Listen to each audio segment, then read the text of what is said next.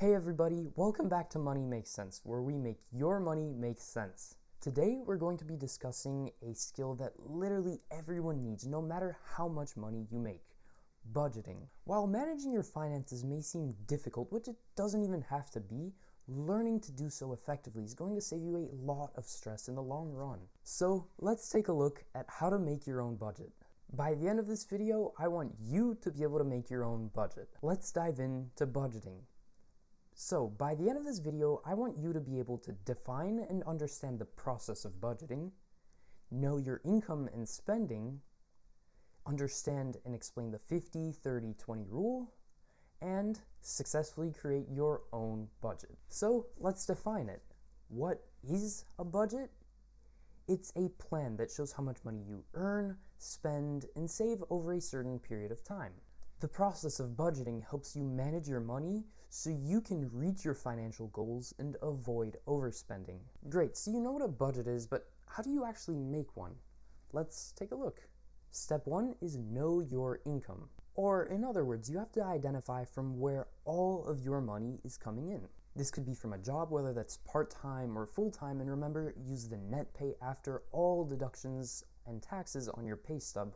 Or it could be from other gigs. These are also great ways to get more money. Another thing to include is gifts. These also increase the amount of money that you can spend or save. Now, an example would be having a $15 allowance per week and having a part-time job that pays you $50 after all taxes. That gives $65 a week or $260 a month times 4.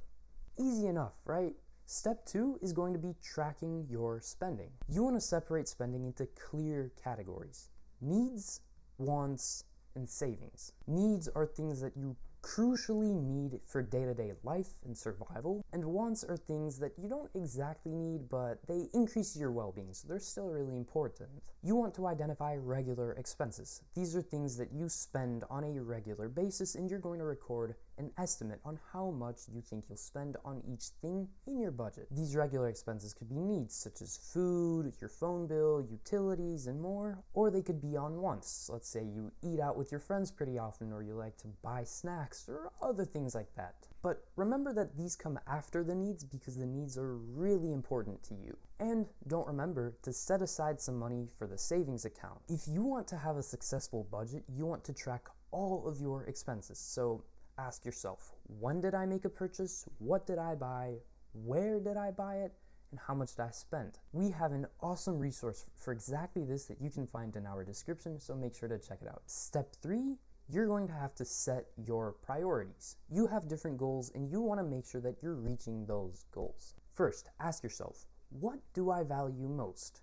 Is it having fun, saving, eating out, entertainment, something else? You're probably going to spend more in an area that you value than another area, so make sure your budget reflects that. And like anyone, you probably have goals, and those goals require clear finances. So how can you set aside enough money to reach those goals? You include them in your budget.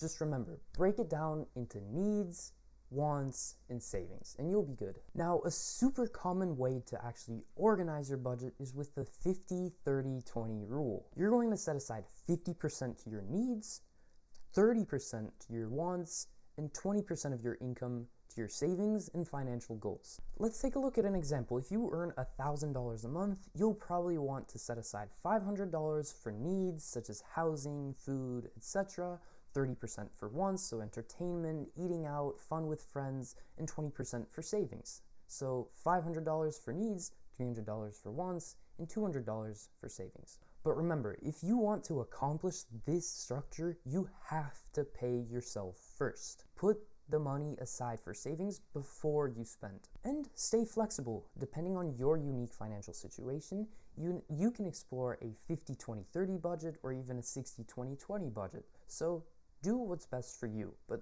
50-30-20 is very common. Now I'm going to pass it on to you. It's your turn to actually make a budget. You've recorded your income, expenses, and savings estimates. Now combine them into a plan. Track your budget over a set period of time. So maybe weekly, bi-weekly, or monthly. A great way to actually budget is using a spreadsheet. Again, like the tracking your expenses, and we have a great one that you can use that you'll find in the description. And remember, your budget is unique to you. So if you have to make adjustments, change your plans, that's okay. What matters is that you just start doing it. You've recorded your income, tracked your expenses, used the 50-30-20 rule to make your budget. What's left is reviewing and adjusting. Budgeting is not a set it and forget it type of thing. You want to make sure that you're going back and reviewing what you're doing, if you're meeting those goals, and how it's going. So how do you actually account for potential discrepancies? So you use 3 columns. You're going to record an estimate for how much you're going to spend, what your actual spending was in that area, and a difference, how much the difference was, whether this is positive or negative. And this can help you adjust for future months. This approach allows for flexibility if you have an unexpected expense, and it helps you stay on track with your goals to make sure that you're actually getting close to your estimates. At the end of each month, make sure to go back and analyze. So you set an estimate, you measured how much you spent. Now, are there differences?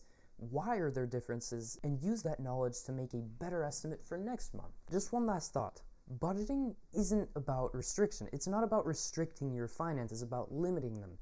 It's about having a clear picture toward reaching your goals and financial independence. Thanks for watching, everyone. If you have any more questions, check our website out at moneymakesense.org for more resources. And if you want to contact us directly, email info@moneymakesense.org. I'll see you in the next one.